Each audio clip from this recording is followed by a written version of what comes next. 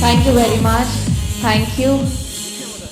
So now, proceeding towards the next panel discussion. The topic is comprehensive security, cyber, data, intelligence and physical security, evaluating the threat of Indian infrastructure. In order to moderate this session, I would like to request, ladies and gentlemen, please help me to welcome Professor Monika Aggarwal, Center for Applied Research in Electronics, IIT Delhi. I think the women empowerment in the house. Can we welcome this wonderful lady and our moderator for the next session with the biggest round of applause. Thank you. Now, I would like to invite our keynote speakers. Help me to welcome them. Lieutenant General Kamal Singh, with the biggest round of applause, former Army Commander, former advisor to CM and Information Commissioner here, member UT Advisory Council, Panchkula, Haryana. Now, ladies and gentlemen, can we have our next keynote speaker, Major General Dr. Pawan Anand, with the biggest round of applause, everybody, Head Atmanirbhar Bharat Initiative, United Service Association of India. Help me to welcome them. They are the keynote speakers for the next session. Golok Kumar, Simli, everybody, with the biggest round of applause, Principal Advisor and Chief Technology Officer, Ministry of External Affairs, Government of India. Vijay Devnath, Group General Manager, Infrastructure and Security and CISO, Central for Railway Information Systems, CRIS. With the biggest round of applause, ladies and gentlemen. Mr. Jitendra Vijay, CEO, MSH, everybody, with the biggest round of applause. And last but not the least, can I have MA Johar, President, Project Business, CP Plus, everybody. So now I hand over the stage to our moderator, Professor Monika Aggarwal, Center for Applied Research in Electronics, IIT Delhi. All over to you, gentlemen and ladies.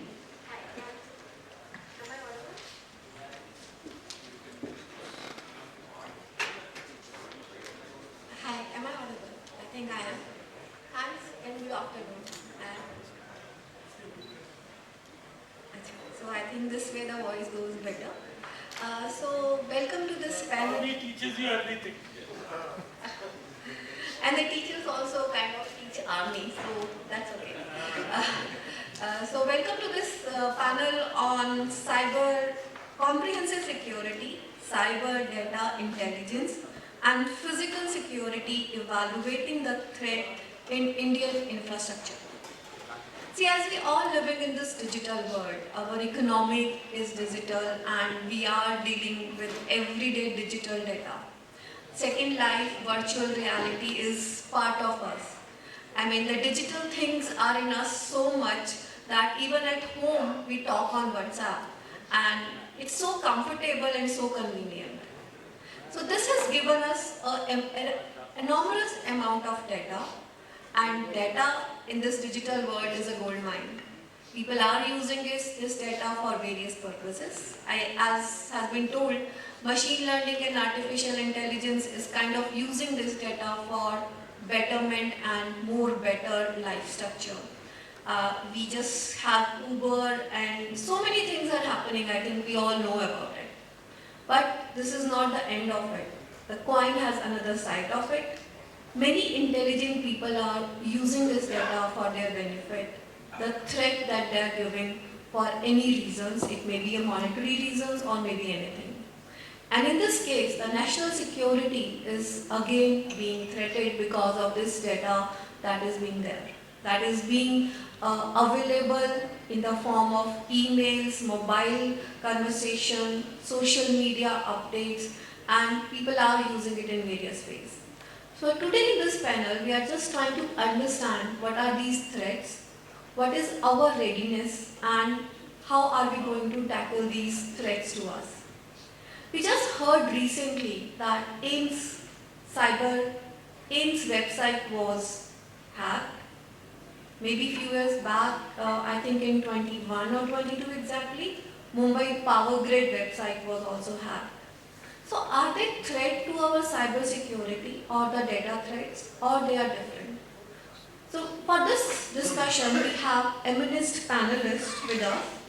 We have people who are actually on the border securities and are using these securing our borders. We have Lieutenant General Kamal Singh. We have Major General Pawan Anand. We have Golok Kumar, and we have M.A. Johar. So my first question to the panel is, what is a cyber threat? I mean, to me, if my bank account is being hacked, is a cyber threat. But I do share my uh, credit cards to my son for doing the transaction over WhatsApp. So I am opening my threat to myself. So what is a cyber threat? And what is a cyber threat in terms of national security? So maybe I would like to ask General Kamaljeet Singh on this, that what is a cyber threat if I talk in terms of national security? See, cyber today needs to be expanded to a different term, which is information. So it is in American concept that we keep using cyber because we are projecting a view as if we are only using this space for benign purposes. But countries like Russia and China are not using it in terms of cyber. They definitely use it as intelligentized information. So when you put in this term information, it brings in elements of psychological and political posturing. That is important. Now, we live in a country which has got huge big data coverage. We had crossed a figure of 54% in 2020 in terms of, coverage. Today, in 2023, the way it is going viral, more viral than COVID, it would have definitely touched 70%. And it is projected to become 96% in about 2040. That's how it is being looked at. And the problem is, we have very little data localization. Data is not resident here. It's resident in some mega servers abroad. Some efforts are taking place. Internet is severely colonized. If you thought internet is a free space, sorry, it is colonized. There are attempts to make it shared, but today it is colonized. So internet is colonized, data is not localized, it is resident somewhere outside. We think it is just data. Ma'am says, "Sirf mera credit card ke liye hai." But when you hack into the AIMS website, I'm just posing a scenario to you. Suppose somebody discovered, see, Jinnah was dying when partition was taking place. His doctor didn't share that information. If that information had leaked out, they would have probably delayed, because Jinnah was about 90% of push behind the partition movement. Just on ego issue. So suppose somebody had some interested country from this AIMS data picks up a key functionary of Indian government who's having a disease which he doesn't want to be disclosed. And then that is blackmail. So, for us security professionals, it has got huge big implications. Just sort of in terms of, we have lots of domains in this. Electronic warfare, information warfare, cognitive warfare now. These are all manifesting in front of us. So we can probably discuss it on the sidelines. There is a big panel, so I think they must also have their say. I hope I have energized your mind in that direction. Thank you. Yeah, Major General Pawan, if you want to say something.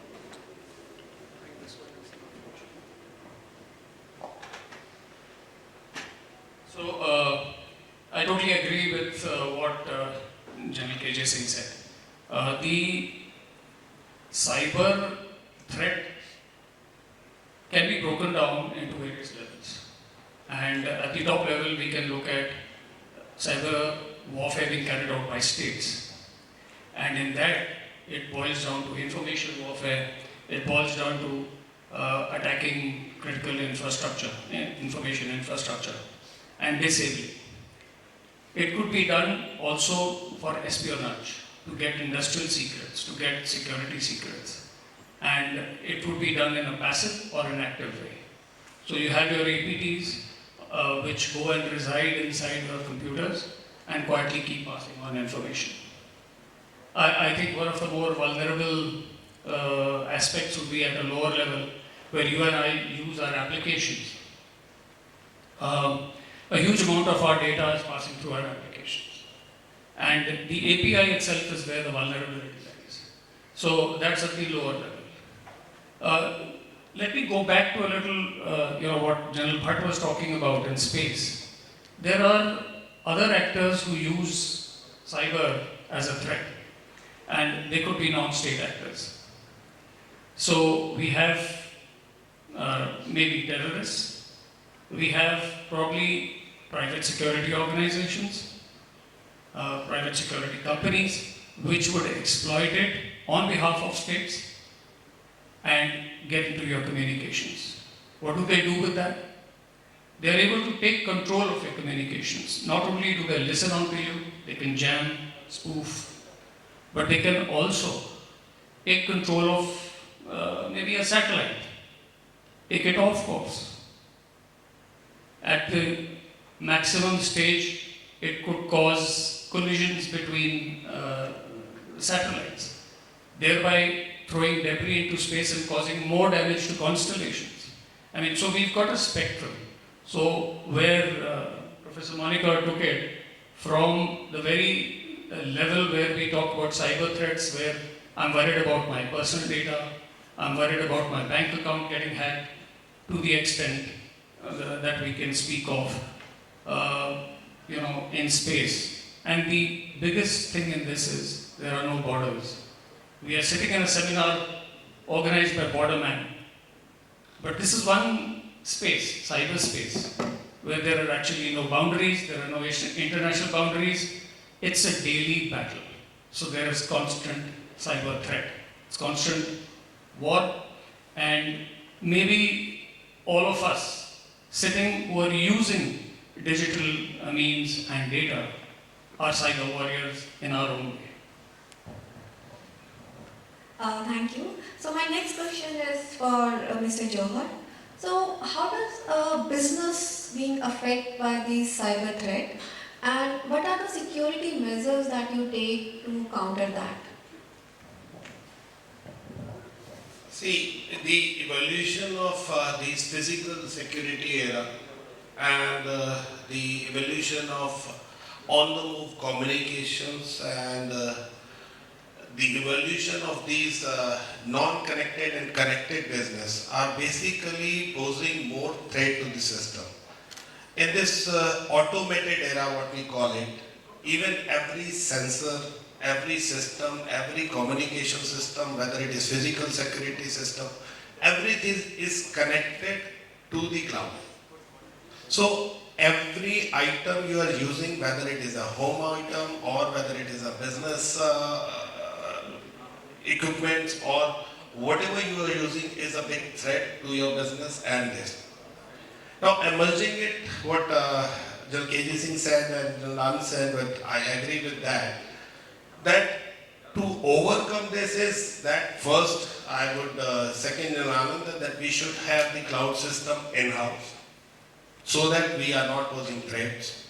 We have our security compliances stringent, so that the equipment what we are using, it is fully secure with. Like I just give you this thing when we are getting onto the business part and lot of like we have the home system also, we have the industrial system, project systems also. In that the process is that somewhere it is connected to the cloud. Now the cloud, as everybody said, like we have got data center. So we started now a thing that we have got our own P2P system built in India, so that the data, whichever is there, is not going out in any case from the country. So that is one part that we can secure our business from these threats. We cannot stop using the technological evaluations for the business growth, but yes, we have to look at those threats and we have to stop them. The second way of this doing is that the people working on it and the people you are using on it, they should be more aware of the kind of upliftment or the technological developments taking place on. And they have to develop the countermeasures to stop that security pilferage, whatever is getting out of it. I think that is the only way what we can work it out. Me.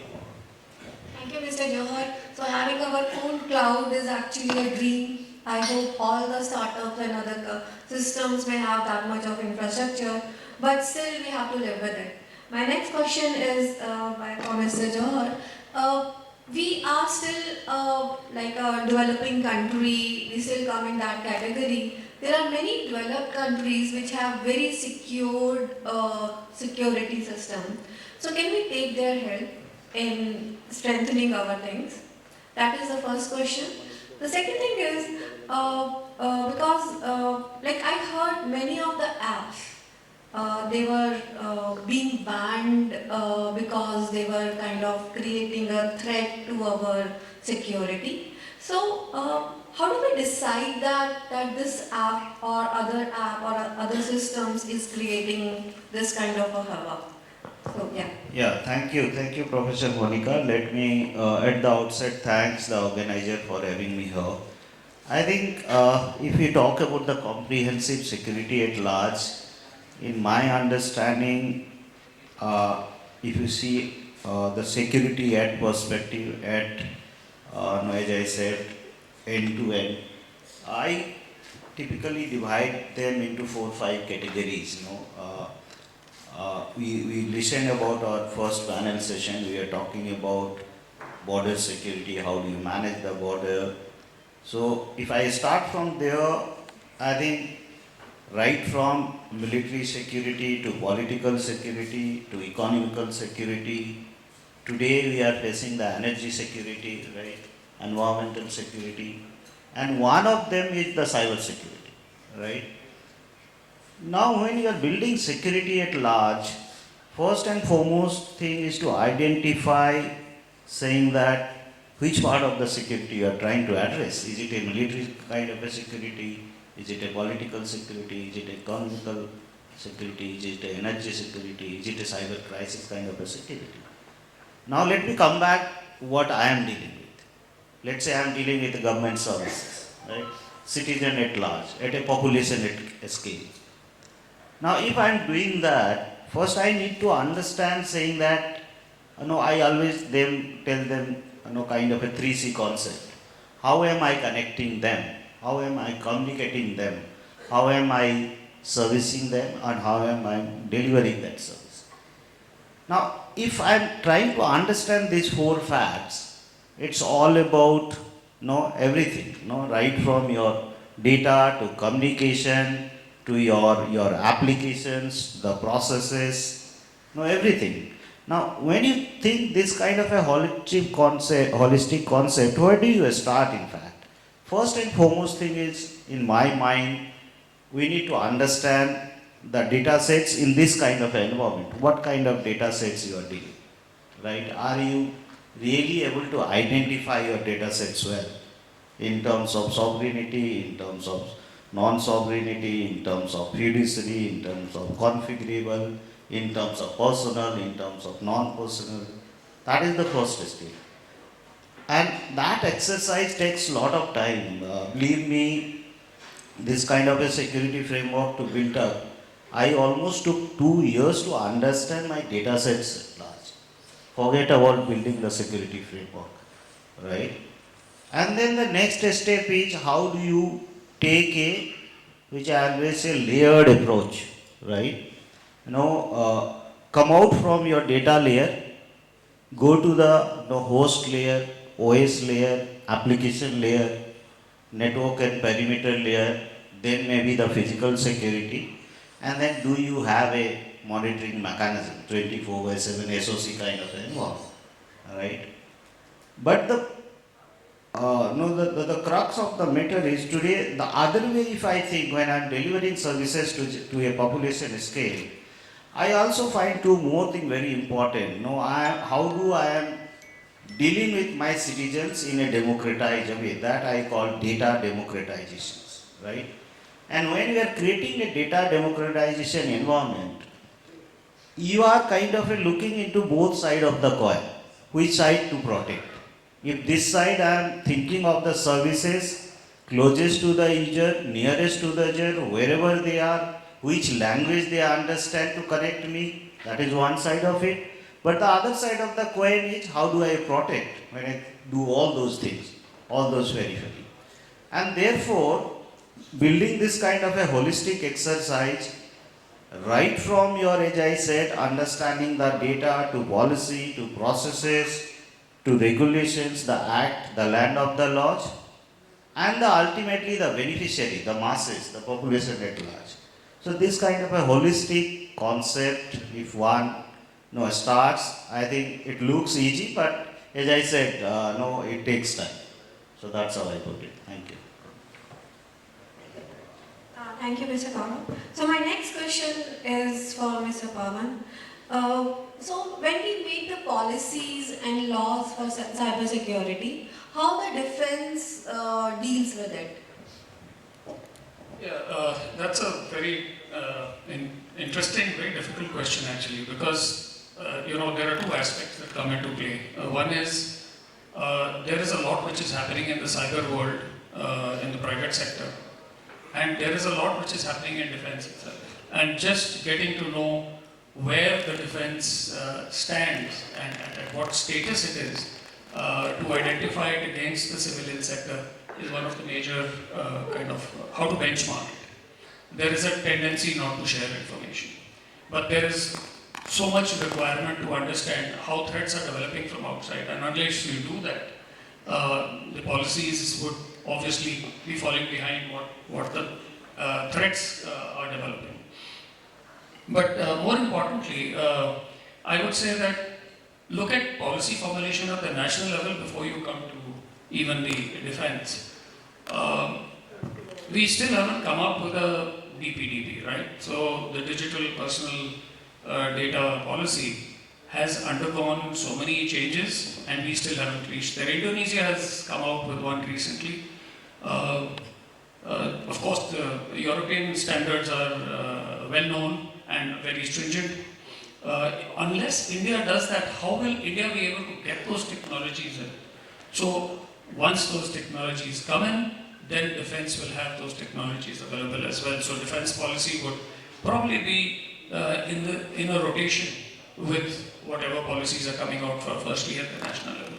So they are I hope defense policy would drive national policy as well. And that would be wonderful. At the moment I don't see it, frankly, and I hope it will happen. Just a word about the cloud services, and if business is looking at getting on cloud, and this was my suggestion to the Chief of Army Staff on a one-on-one, in which I brought up to him, it's about time that the Army itself, why the Army, all three services, had their own cloud. Because there is so much digital data now flowing within the armed forces, it's not funny. Right from a noting sheet, which is now moving digitally from one office to the other in the armed forces, and I'm confirming that to you, right down to targeting data for, let's say, a kamikaze drone, or targeting data for a short-range missile. I won't even go into the larger missiles which DRDO and strategic forces are using. All this is driven by a huge amount of data. And processing that data is another huge challenge, because it has to be done in real time frames. So we have to migrate into a cloud. The cloud has to be made very secure. The The processing has to be very fast, so it has to be AI-driven processing. There is so much we need to get into, and there is a lot of thinking we have to do. As far as cloud and defense is concerned, we would definitely look at segregated servers. You cannot have one huge server farm in one place. So there are technologies which are available, and we just need to open our eyes to them globally. And I'm aware of some of them, where he's able to give you a server the size of a desktop computer, maybe this big as the speaker here, and you put it in various buildings, you have it over a particular area, so that there is redundancy. Even if one of them is struck down, either through software means cyber attacks or through physical attacks, they are so networked, as the army guys would understand, through an ASCON kind of a system where redundancies are built up. Here is a cloud which would have enough redundancies. So there is a lot of work that is going to get done in this field, and policy formulation, I feel, has to keep up, both at the national level and at the defense level, with the kind of technologies that are coming up. A lot of effort required here. Thank you, Major General Pawan. So my next question is for Lieutenant General Kamal Singh. As has been told that the policies of the national cyber security needs to be defined first. So when I was browsing the net, there are many different policy makers in the I quote. So basically PM Office, National Security Council, National Information Board, both are headed by National Security Advisor. National Technical Research Organization, National Cyber Security Coordinator, somebody from the MIDI, somebody from the defense side. So they all make policies for the cyber security. And so is there any cohesive movement that can be taken so that we have like a policy which can be used by a nation? Because what I get is I get a confused remarks from all of them. Yeah, so. First I'll touch upon a previous thing. We were trying to make a BOSS, Bharat operating software system, which was to be a secure layer. We gave it up. So a couple of years back when I was ADG Perspective Planning, I happened to go to Malaysia on an official visit.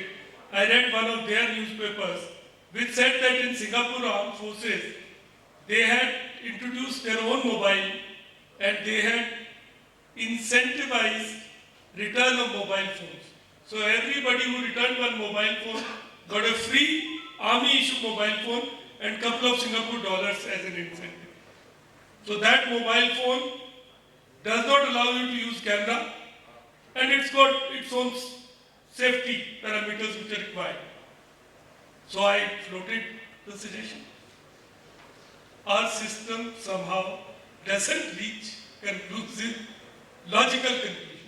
Even if it reaches some conclusions, they are not put out in open domain for you to understand. I have not been able to understand till today, why didn't we take up BOSS? Why haven't we made that kind of a mobile? Today in army units, you are not, you are entrepreneurs here. Think of a thing like this. You make a mobile for army. There's a huge big client which is there. He could be given that.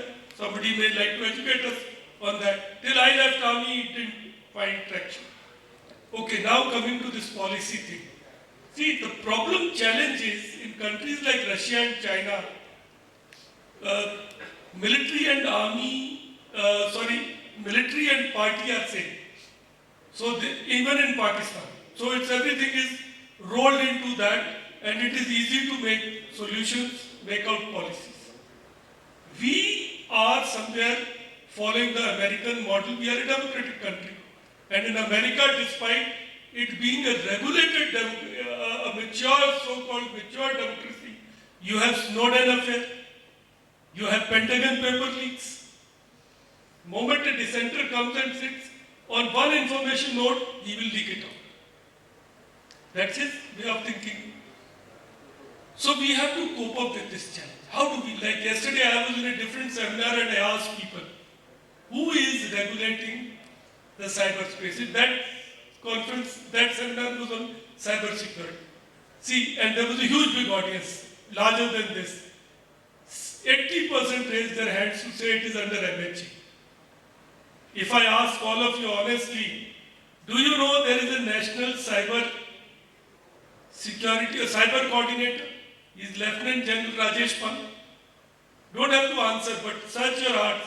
Did you know this? Which ministry does he work under? Can you answer? Which ministry does he work under? MHA? How many for MHA? Just show me your hands. How many for MOD? NSA. You are all wrong. He works under my team. Ministry of Electronics, Information Technology, he works under that. And he should work under that. There is nothing wrong in this. Because it all flows from that. We are a democratic country. We have a constitutional democracy. Why should we have this? They are the largest user. Defense is not the largest user. So it is logically there. But then what happens is every ministry wants to develop its own niche capabilities, which are hidden. So MHA has capabilities like NTRO, it has capability like there is something called as forensic, there is one training facility, there is one there are good capabilities. Let me ask you another question. Which police has the best capability to crack mobile communication? Any answer, sir? Which police in the country? Yesterday I got answers Telangana and Kerala because people think they are brainy. But well, the answer is Delhi police. Batla House encounter that Inspector Saab, Sharma ji, was country's foremost expert. So capabilities are getting developed. And in this space, everybody has a nerd-like mentality. He operates like a lone wolf warrior. He doesn't want to, he's got big ego also. He doesn't want to share it with anybody. The challenge is how to synergize. That is the challenge of our policy formulation. So just to answer Bam's question, sorry I got carried away. There is PMO, of course, controls everything. There is National Cyber Coordinator, who is Lieutenant General Rajesh Pant. That way, even the mobile users organization is headed by another Lieutenant General, Kocha. Space is headed by another Lieutenant General. So Lieutenant General is not doing bad, yeah. There do seem to be a lot of spaces. So there is this cyber security thing under my team. There are capabilities in MHA. MOD is created Defense Cyber Agency. DCA. It's an agency which is headed by a major general. It was supposed to be a cyber command, but it is currently in that shape. So policies, of course, come from PMO, coordinated by National Cyber Coordinator, and then there are this thing. But be cautious of this fact that in this space everybody thinks he's a gladiator. So he's not willing to yield to other guy. So challenge lies in policy makers synergizing. I hope I've answered your question at least partially. Thank you. Thank you, sir. I think we'll synergize soon and we'll be able to make the policies better. So my next question is for Mr. Johar. The way the world is changing, today we make the policy and tomorrow the next smart guy will try to hack that policies. So how fast we should act on this, and any suggestion for this gathering so that we can act in time and work towards it? See, cyber security is a big subject which is going on. As sir said that we are in the process of making policies for cyber, and there is a unit headed by General Pant who is working on it. I would more enlighten about the physical security which is going on. There is a standard called OS for which the security, physical security cameras are being worked out. In fact, not only physical security cameras, but all IoT devices are being checked onto that security standard. That is an international standard which is working on. MIT is taking the lead in that with the different industry organizations, and we were one of the advisor to them for making the security things. Like they are asking for those inputs from the industry, which is on very advanced stage. I must say that Indian Railway is the first organization to implement this, that all their cameras should be OS standard. Now the issue comes in is the expertise within us, because these all are statutory standard. We have to develop the labs. Now MIT has so many labs which are working on it, being it STQCs, being it CDACs for all IoT devices testing. Now those labs, our suggestion is that the technical staff working in these labs should be well trained for this, and we have to have those equipments. So there is a thing to be done onto that side, that these labs should be more facilitated for doing these kind of testing within time frames and within limits. And there has to be a strict basically policy or strict advisors or strict orders to follow these policies by all other organizations, so that the security is not, because if you see the IoT devices, if you take example of Alexa, now it is there in everybody's home. It is listening to everything. What is she is speaking or he is speaking, what is that when you call her, but she is listening, and that basically conversation is being recorded or not, you never know. So you have to be aware within yourself also. One is that policy maker will make the policy, your equipment will work onto that. The second part is that the people using it should be more aware of it. That when I have to switch it off, when I have to switch it on, when I have to work on, when these equipments being used, they should be used with the proper thing, that nobody should carry or hack onto that time that important security measures or important security and secure data or secure data she or he would carry from that. So those policies are in making. Yes, we have to wait for some more time to basically empower them and making that completely as per the Indian standards, because international policy standards and Indian standards are different at the working environment and working atmosphere is entirely different.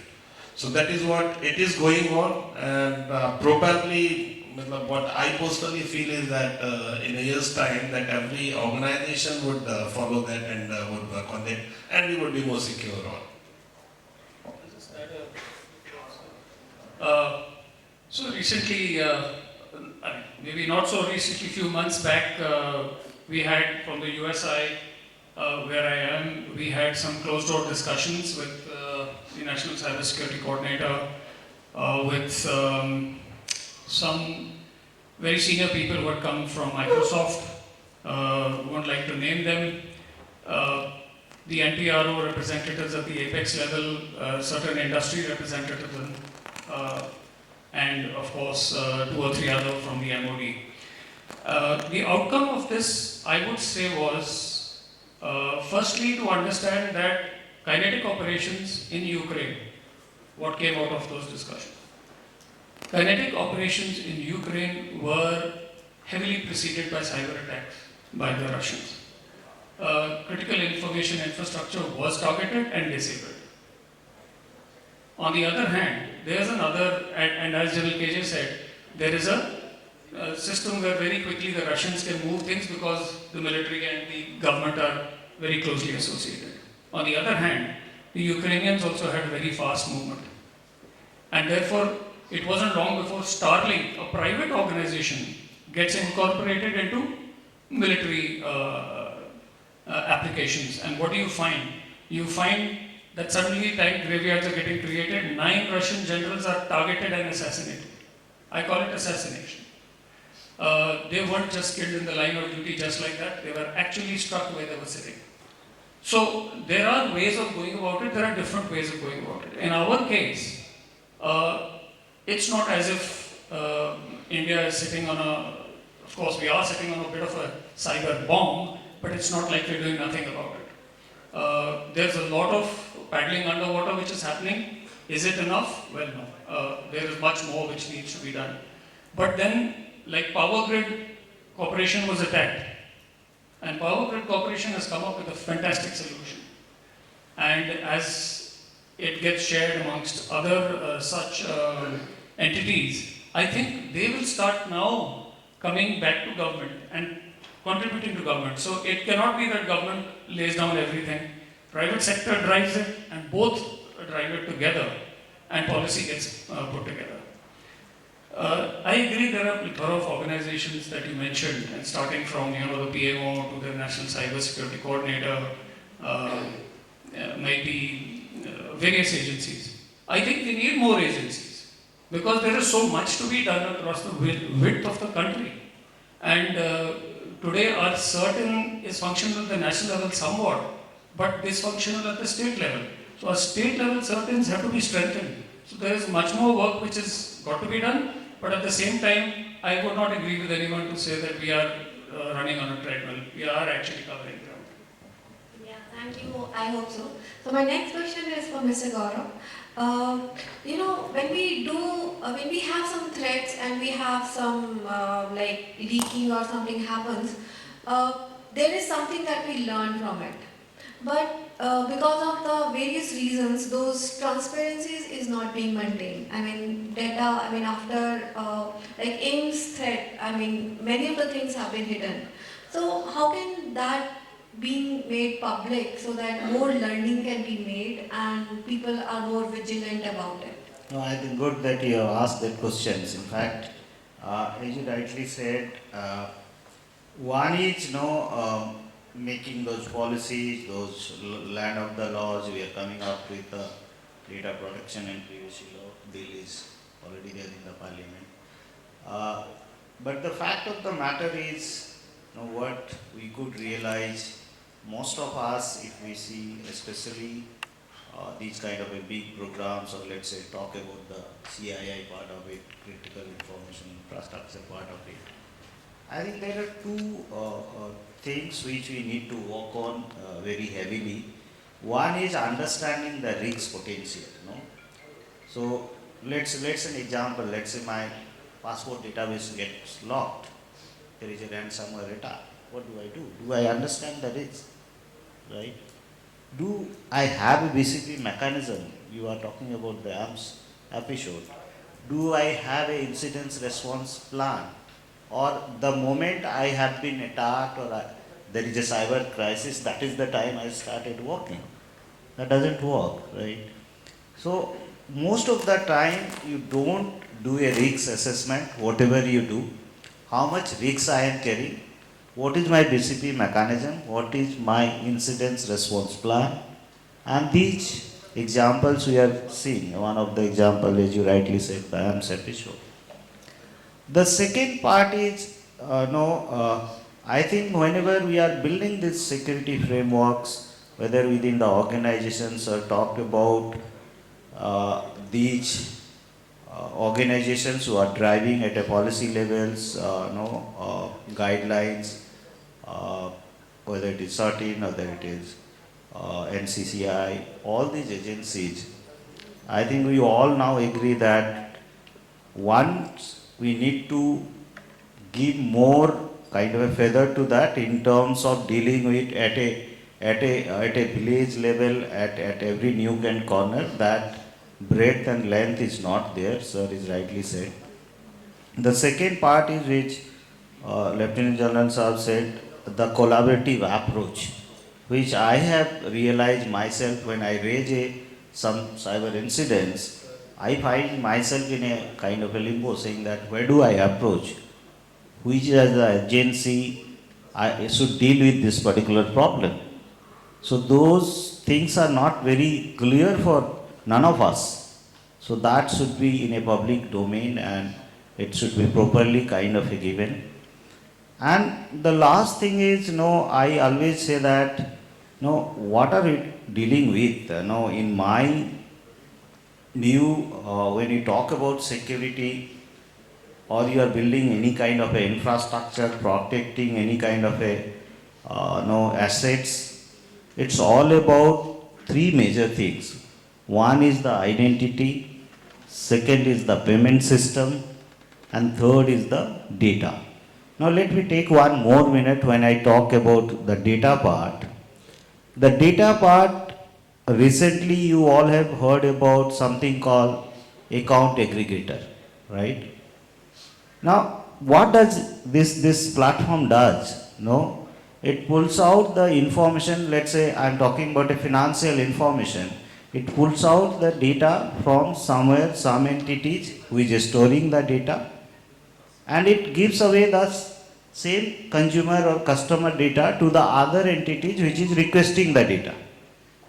Now, how powerful is this aggregator is all about, right? So can we develop such kind of aggregator which understand the flow of the data end to end, right? Whether it is a fintech sector, whether it is a agriculture sector, whether it is a health sector, can we develop these kind of a platforms which take care of end to end not only the data security and privacy concerns, but also the entire ecosystem at large. What is that I am doing with that data sets, right? I think these are the things we need to develop more and more, take a collaborative approach, take a holistic approach to cyber security, understand your risks well, define your response mechanism well. This kind of holistic approach, I think, will take us one step further. So thank you. I agree with him. Maybe a holistic picture and more collaborative things can be the solution. So we have 2-3 minutes left. So if we have.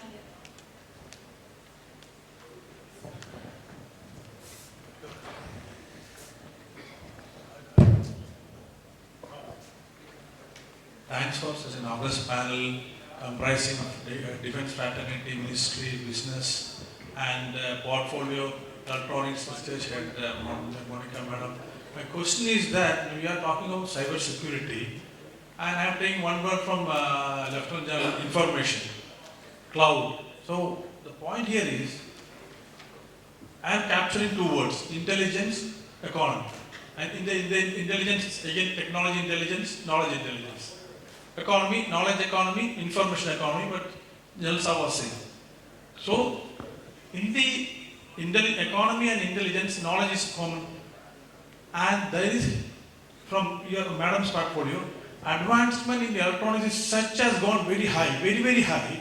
Still we are in the nascent stage. The platform of electronics is the fulcrum for transmission of data. And nobody is addressing how well the things are advanced in the electronic intelligence spectrum, where Israel, European Union, many other countries are playing with.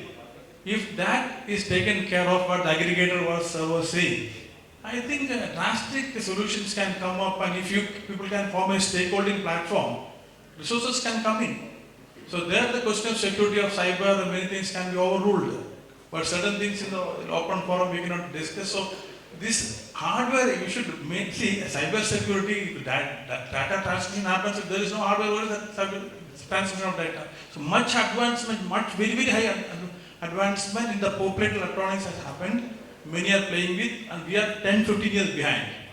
I can, if a forum is given soft records, I can produce and proof of what advancement in the electronics spectrum is happening in European Union and various space. So my question is, your portfolio of electronics in the hardware sector, how you can form a stakeholding, propose to the government of India or the defense fraternity to come up with an initiative to handle the integration of hardware and software to find an effective solution for cybersecurity. See, I'm sorry, but I must correct you. We are contemporary. Today it's not correct to say that there is something happening in Europe and India doesn't know about it. I will recommend to you, please don't hold such views, because most of what is happening there is being done by people of Indian origin. It is flowing back to us. And see, it may not find application in our system so easily because systems take time to stabilize. But in all humility, let me suggest to you that government is sutti hui nahi hai. They are not sleeping. They are taking care. They are vibrant. They are into this. Well, you may have some revolutionary ideas, some disruptive technologies. Take it to government. There are platforms available. See, Jal Bhatt is sitting here. You just, here, Jal Bhatt is here, in the front row. You best access you can have. Just give him one proposal. He look at it. He's one of the most positive generals I've seen in Indian Army. यार आप एक कागज मेरी एक बात सुनो please एक कागज पे लिखकर उसको दे दो वो रेलेवेंट आदमी को पास कर देगा मैं बता रहा हूँ मैं एश्योरेंस दे रहा हूँ I am being go between if you want to take it further give it to general Anand also he is working on that give it to him इन दोनों को पकड़ा दो बस खत्म होगी सोल्यूशन बाकी हम आंसर क्या देंगे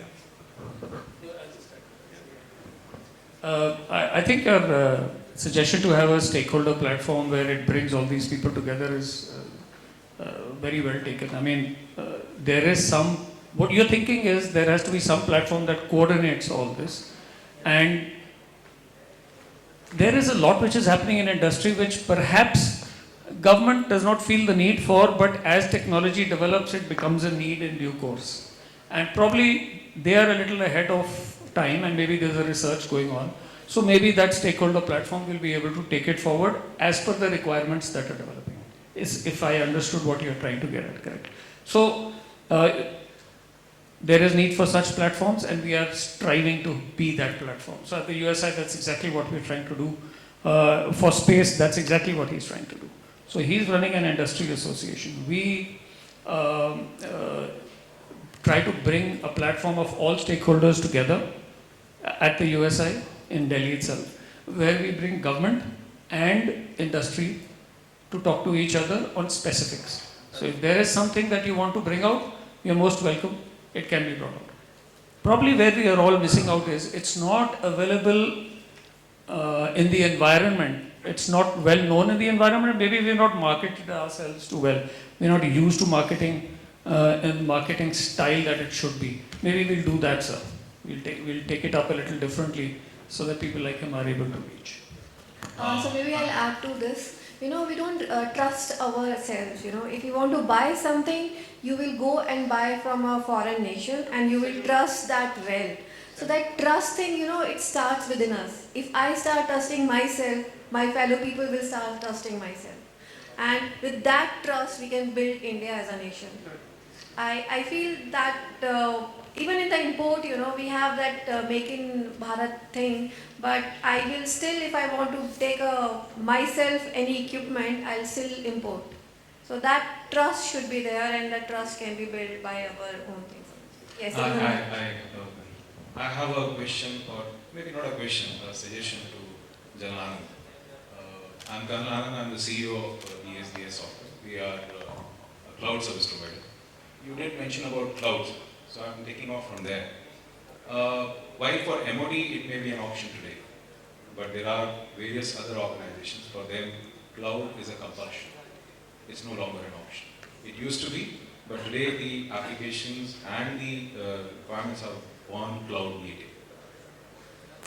You did mention about some closed door discussions which were held at USI concerning cyber security, where Microsoft was involved. I just want to draw your attention to two statistics.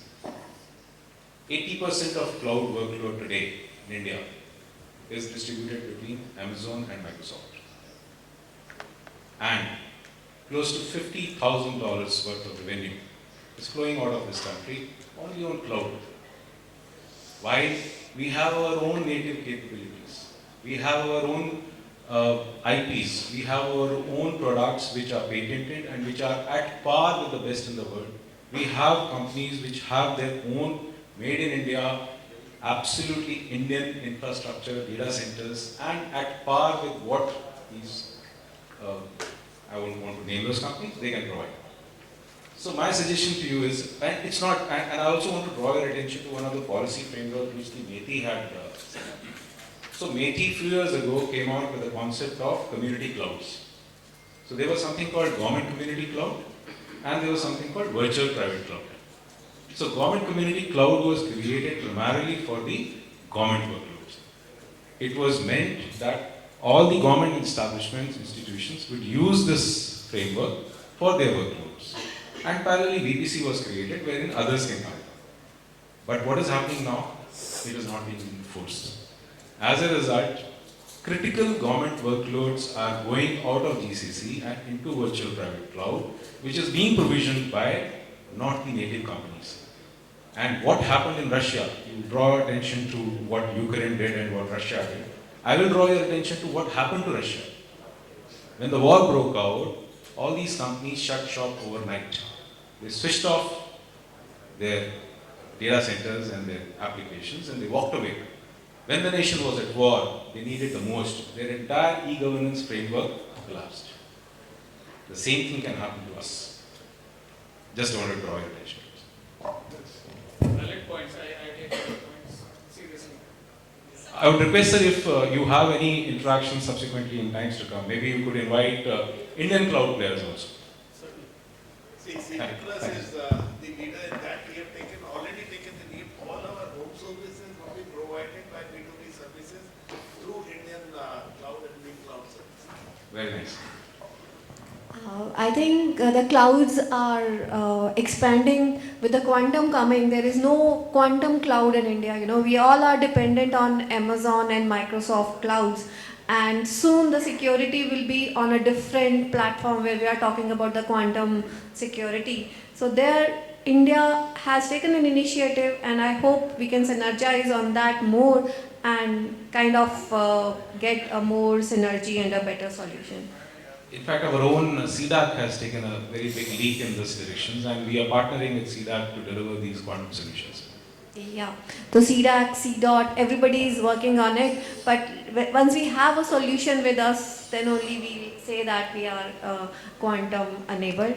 So with this note, I would like to end this panel and thanks all the panelists for being here, and we had a wonderful session. Thank you. Well, thank you very much, our moderator and our key speakers. Can we have really a big round of applause? Thank you. So now I would like to request Mr. Farhan Khan from Golf Connect. So please come on stage and felicitate our moderator along with our keynote speakers. Can we have a big round of applause for Golf Connect also, ladies and gentlemen, one of our organizers of National Security Dialogue 2023. I would like to request Mr. Farhan, please felicitate our moderator, Professor Monika Aggarwal, Center for Applied Research in Electronics, IIT Delhi. Thank you, ma'am, for being here. Now, I would like to request Mr. Farhan, please felicitate Lieutenant General Kamal Singh with the biggest round of applause, ladies and gentlemen.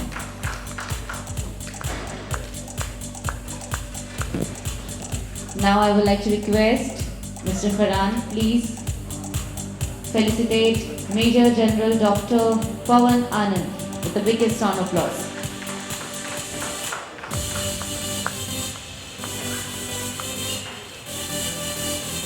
Now, Mr. Farhan, please help us to felicitate Mr. Golok Kumar Simli, Principal Advisor and Chief Technology Officer, Ministry of External Affairs.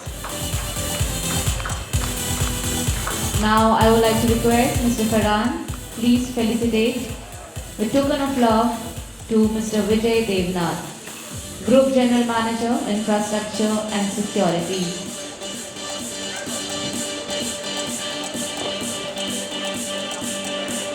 Now I would like to request Mr. Farhan, please help us to felicitate Mr.